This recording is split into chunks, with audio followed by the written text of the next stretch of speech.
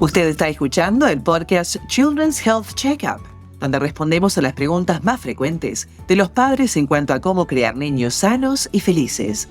Mi nombre es Virginia García. Como parte de una nueva serie centrada en la epilepsia infantil, comenzaremos con este episodio para responder a la pregunta ¿qué es la epilepsia? Con nuestra experta, la doctora Andrea Loudon, quien es neuróloga pediátrica y especialista en epilepsia en Children's Health, al igual que profesora asociada en UT Southwestern. Cuando un niño tiene epilepsia, a menudo experimenta convulsiones recurrentes, es decir, alteraciones rápidas e incontrolables en el cerebro.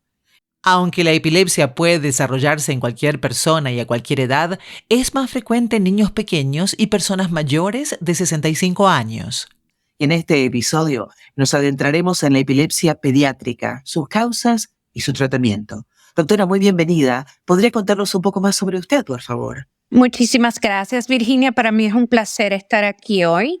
Como dijiste, mi nombre es Andrea Loudon. Yo soy originalmente de la República Dominicana y vine aquí a este país a entrenarme en cuanto a trastornos neurológicos y la epilepsia específicamente en niños.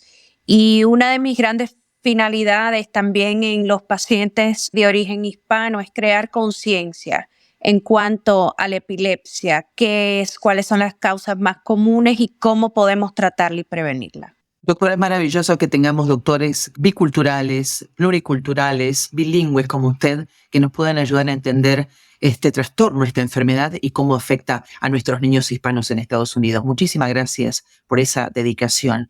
Me gustaría comenzar con qué son las convulsiones, las crisis, los ataques epilépticos y entender si es que hay diferentes tipos. Sí, claro. Convulsiones son como oleadas repentinas de actividad eléctrica anormal y excesiva en el cerebro que pueden afectar la apariencia de cómo una persona actúa. Cuando hablamos de epilepsia son 2 o más convulsiones no provocadas. Y en cuanto a la epilepsia, es el 4º trastorno neurológico más común en el mundo. En todo el mundo aproximadamente existen 65 millones de personas que tienen epilepsia y en Estados Unidos hay alrededor de 3.4 millones de personas. Y la epilepsia no solamente afecta a niños, pero también afecta a personas de todas las diferentes edades, o sea, desde bebés hasta adultos. Cuando hablamos de ataques epilépticos, crisis epilépticas o convulsiones, no estamos refiriendo a lo mismo. O sea, estas oleadas repentinas de actividad eléctrica anormal que pueden afectar cómo una persona actúa. Y dependiendo del área en el cerebro en el cual esa actividad eléctrica anormal se está originando, va a depender de cómo el comportamiento que va a tener esa persona. O sea, si está afectando la parte del cerebro que se encarga de la sensación, eso le puede dar una sensación anormal, ya sea en una parte del cuerpo, en un brazo, en una pierna.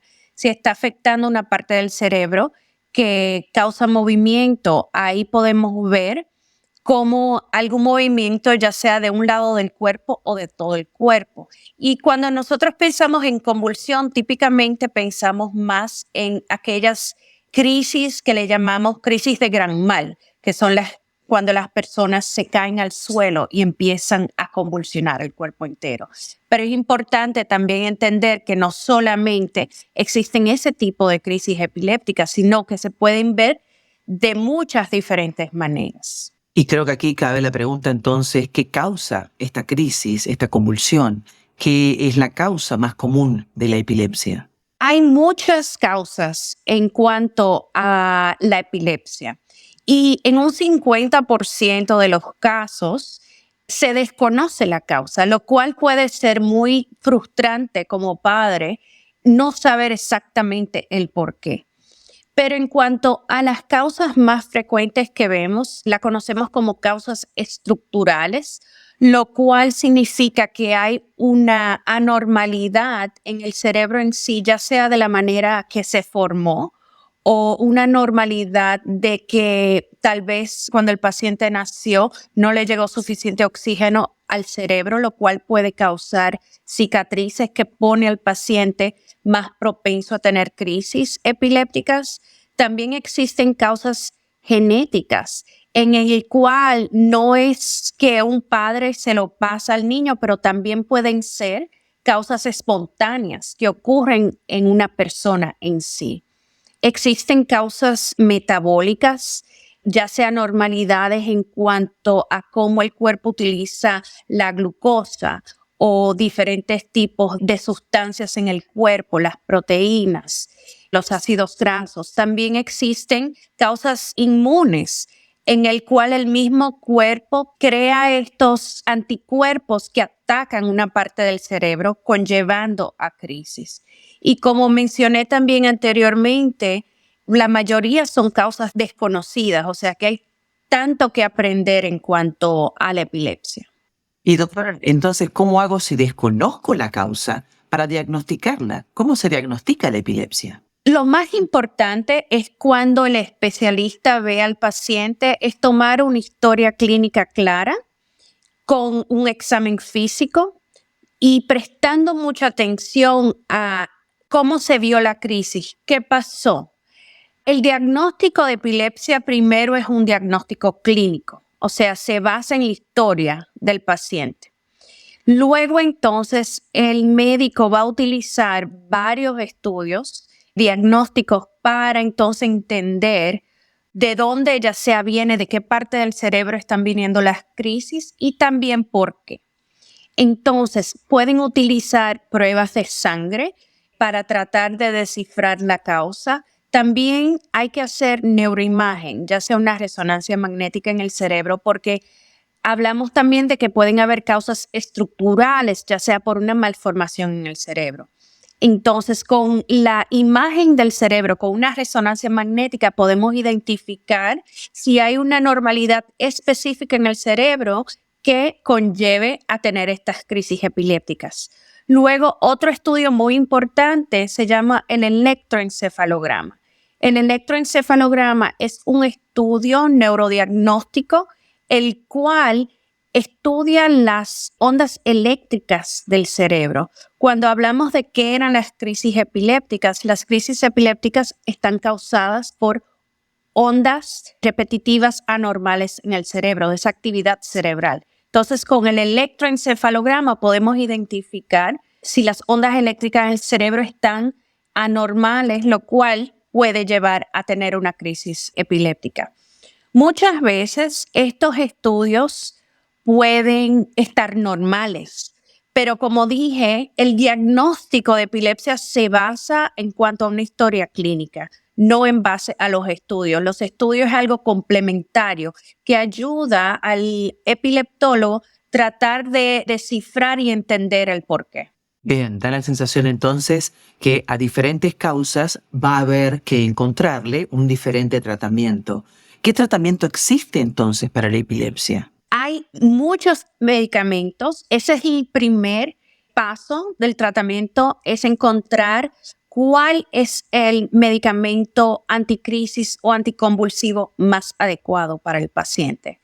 En los Estados Unidos, en los últimos 20 años, se han aprobado muchos medicamentos nuevos para tratar la epilepsia. Hoy en día existen más de 30 medicamentos específicos para la epilepsia, los cuales están disponibles en el mercado. Y estos medicamentos lo que tratan de ayudar, no a curar, ¿verdad?, la causa, pero más a controlar el número de crisis. Y pueden controlar el número de convulsiones o crisis en aproximadamente el 70% de los pacientes.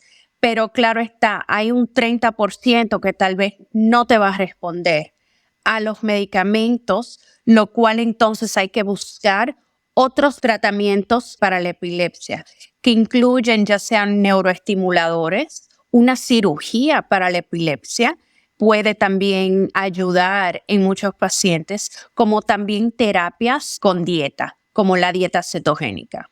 Entonces, ¿la epilepsia es curable o solo tratable? Las dos, porque todo va a depender del tipo de epilepsia que tiene el paciente. Muchas veces el paciente puede tener un tipo de epilepsia que solo afecta a una edad temprana y que a medida que el paciente va creciendo, la epilepsia va mejorando al momento de que puede ya completamente remitir, o sea, que no le vuelvan a dar crisis epilépticas. También, como dijimos, existen muchos tratamientos que se pueden utilizar para la epilepsia, como cirugía. Y dependiendo del tipo de epilepsia que el paciente tiene y del tipo de cirugía que se haga, en un 50, 70, 80 y hasta 90% de los pacientes pueden, luego de una cirugía, tener una mejoría de que no le vuelva a dar una crisis en la vida. Entonces, hay muchas opciones para tratamientos disponibles, lo cual puede mejorar la calidad de vida y también ayudar a controlar las crisis epilépticas.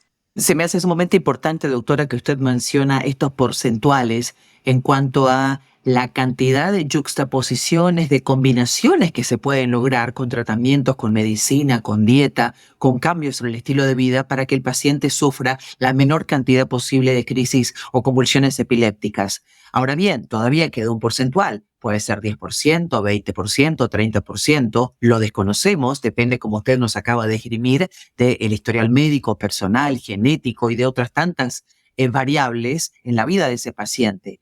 Pero, ¿cuáles son las complicaciones que puede tener un individuo teniendo una crisis o convulsión epiléptica? Esas complicaciones igual son variables, pero por ejemplo, si tenemos un paciente, ¿verdad?, que tiene una crisis convulsiva, el cual provoca movimientos del cuerpo entero, o una crisis, las cuales llamamos gran mal, que son crisis generalizadas, tónica-clónicas, ese paciente durante la crisis en sí puede tener algunos problemas físicos. Por ejemplo, puede tener una fractura durante la convulsión, puede también causar mordida en la lengua. También personas luego de tener la crisis pueden quedar un poco confundidos con dolor de cabeza. Las crisis epilépticas en sí pueden llevar a mucha ansiedad y depresión. Es muy comúnmente vista en pacientes que sufren de crisis convulsivas y de epilepsia. También existe un riesgo en aquellos pacientes en el cual las crisis epilépticas no están bien controladas, en el cual puede llevar a algo que se llama SUDEP o muerte súbita en pacientes con epilepsia. Y el riesgo es mucho mayor en aquellas personas las cuales están teniendo crisis no controladas y que también no están siguiendo las instrucciones en cuanto a tomarse sus medicamentos todos los días. Qué difícil, qué delicado y qué sensible tema debe ser para los padres, ¿no? Cuando hablamos de epilepsia pediátrica, en el caso de aquellos niños que además, como usted nos acaba de educar, tienen que tener en cuenta no solamente la salud física, la salud cerebral, la salud mental también va a tener una gran incidencia, ¿no? Especialmente si empezamos a hablar de niños de 1 o 5 años, donde empiezan con un periodo de escolaridad y preescolar. Doctora, muchísimas gracias por todo este cúmulo de importante información. Esto me hace prever que deberíamos hacer una segunda parte hablando de epilepsia pediátrica para seguir informándole a la comunidad de este importante tema. En el próximo episodio de esta serie sobre epilepsia, hablaremos de los tratamientos para la epilepsia en niños, incluyendo medicación, dieta y opciones quirúrgicas. Para más información, visite childrens.com/epilepsy. Gracias por escuchar Children's Health Checkup. Y si este podcast le ha resultado útil, califíquelo y coméntelo o comparte el episodio. Y por favor, siga Children's Health en sus plataformas sociales.